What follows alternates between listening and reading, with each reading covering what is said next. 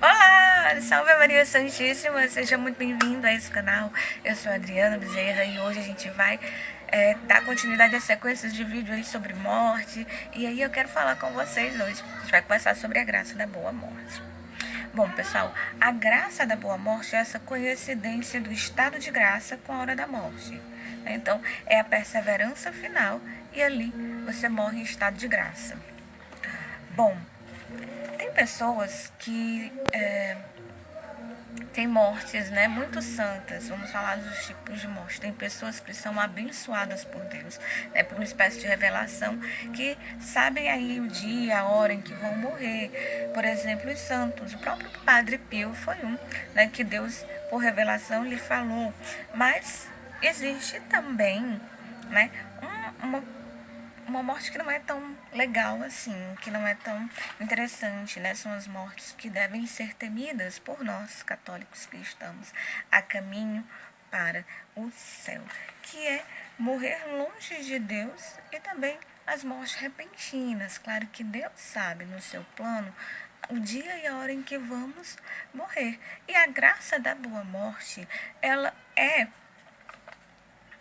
algo que nós não merecemos pelos nossos méritos, mas a infinita misericórdia de Deus é quem nos dá. Então, como nós não podemos merecer pelos nossos próprios méritos, nós devemos pedir a Deus a graça da boa morte. E uma boa forma de pedir a Deus a graça da boa morte é através da Ave Maria, né? Quem reza a Ave Maria vê que é uma oração é uma oração que é feita com muita humildade, né, que nós pedimos pelos méritos da Virgem Maria, nossa Ave Maria, que é cheia de graça, ou seja, Nossa Senhora é a tesoureira do céu, tem com ela todas as graças, né? Ave Maria, cheia de graças, o Senhor é convosco, e começamos a pedir pelos méritos dela, porque nós vamos dizendo só os méritos de Nossa Senhora, cheia de graça, o Senhor é convosco, bendita ela entre todas as mulheres, porque é a mãe de Jesus, né? E aí pedimos, rogai por nós os pecadores. Nós exaltamos Nossa Senhora, mostramos para ela a nossa humilhação e pedimos a graça da boa morte, agora e na hora de nossa morte. Então, é uma oração para a gente rezar, para pedir mesmo a graça da boa morte, a graça de morrer em estado de graça. E claro, né, existem mortes que não são tão desejáveis assim. Por exemplo, quando era quando eu vivia no mundo, eu pensava, eu acreditava, como eu não tinha conhecimento, né, sobre a igreja, sobre a doutrina da igreja, então eu acreditava que uma boa morte era morrer dormindo. Por quê? Porque eu não sentia dor, eu não queria sentir dor, né? Então eu acho que morrer bem era dormir e acordar no céu, né? Simples assim. Não, não é assim, né?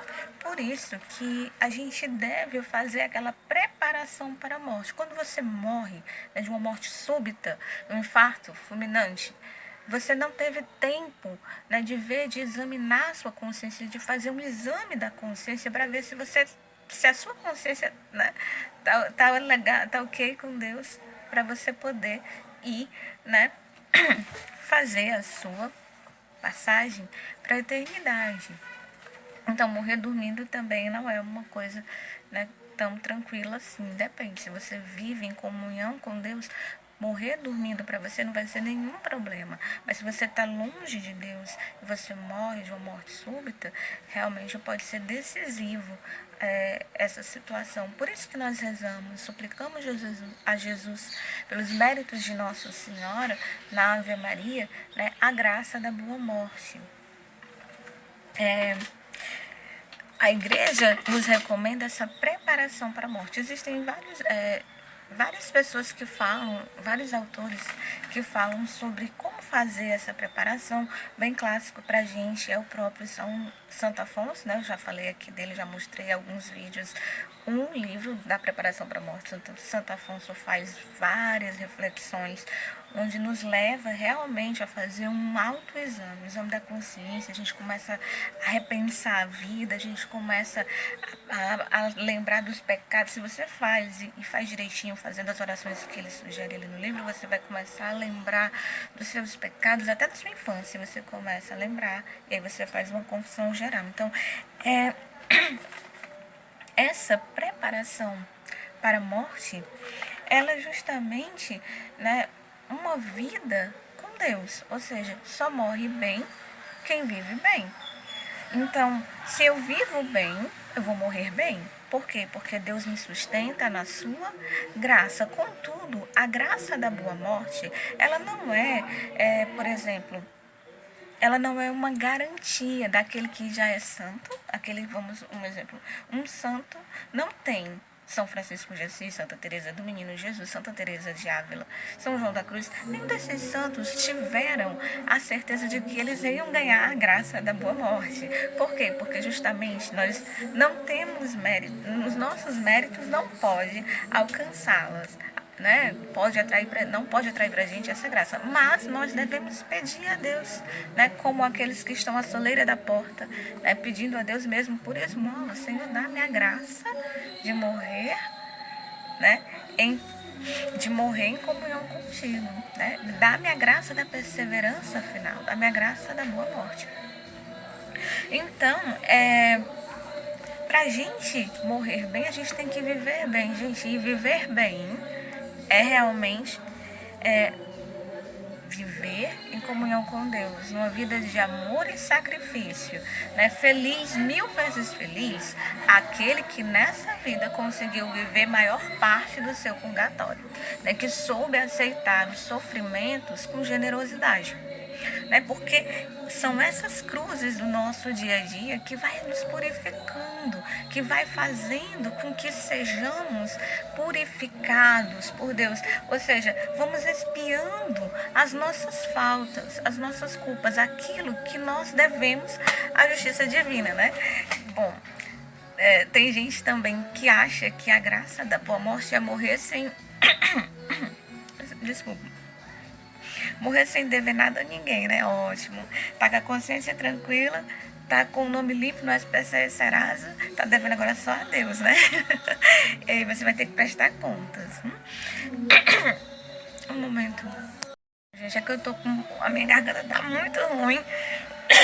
Esses dias eu tive uma crise, uma crise de tosse aqui, quase morri, mas tudo bem. Enfim, vamos lá, vamos continuar, que a gente precisa terminar. Bom, gente, então é isso.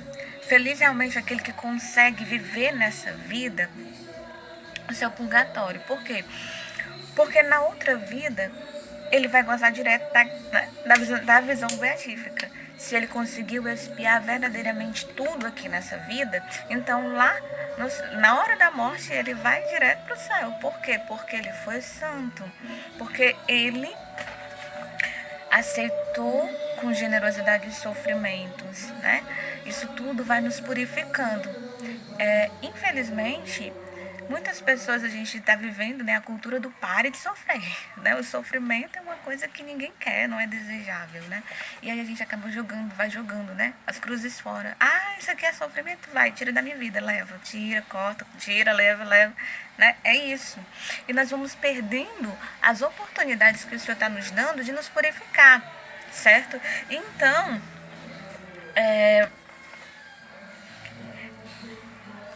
esse viver o purgatório é o sacrifício da própria vida, é aceitar esses sofrimentos, né, generosamente, e unir esses sofrimentos aos sofrimentos de Cristo na cruz. É isso que vai nos purificar. E São João da Cruz nos fala que nós, no final da nossa vida, vamos ser julgados segundo o nosso amor, né? E que felicidade, porque quanto mais sofremos, mais vai purificando Deus o nosso amor. Quanto mais o Senhor nos dá as cruzes, o Senhor também nos dá a graça de amar puramente, né? Então, nós sabemos que o amor a Deus tem graus de pureza, né? Deus vai nos dando e aí ele vai começar a purificar e vai começar a purificar e vai purificando. Então, esse amor a Deus, ele tem graus de pureza. Quanto mais puro é o amor, maior é a minha glória no céu, maior é o grau de glória que o Senhor tem para me dar na eternidade, né? Então, a graça da boa morte é basicamente isso, né? O purgatório. Ah, Adriana, mas aí tem gente que morre e vai para o purgatório. Sim.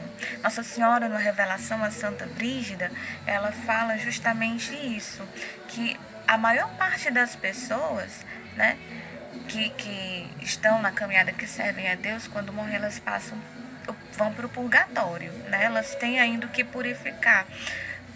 Raríssimas pessoas, um número bem pequeno, vai direto para o céu, né? São raras as pessoas que conseguiram expiar nessa vida as suas faltas, né?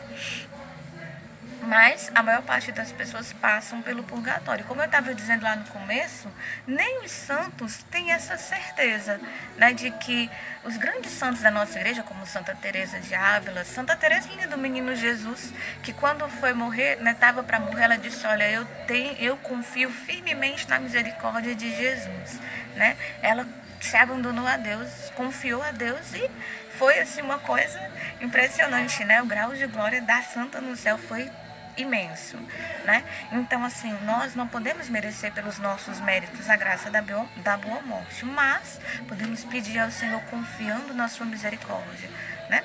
Então, o Senhor não nos deixará desamparados. O Senhor não desampara os seus eleitos. Podemos pedir sim, né? Nem mesmo aqueles santos que chegaram na via unitiva, no grau do casamento esponsal com Cristo, nem eles têm já garantido essa graça da boa morte, né? Até essas pessoas precisam ainda confiar em Deus, se abandonar a Deus, para que o Senhor conceda essa graça da perseverança final, certo? Então, aqueles que não têm, que tem alguma coisa, né? Que, por exemplo, aquelas pessoas que morreram em estado de graça, mas ainda existem pecados, penas temporais para pagar, ou seja, ainda existem pecados expiados, né? Seja de pecados mortais já remidos, ou seja, essa pessoa em vida se arrependeu daquele pecado mortal que cometeu, mas agora ficou a pena temporal e ele vai precisar pagar e aí ele vai para o purgatório,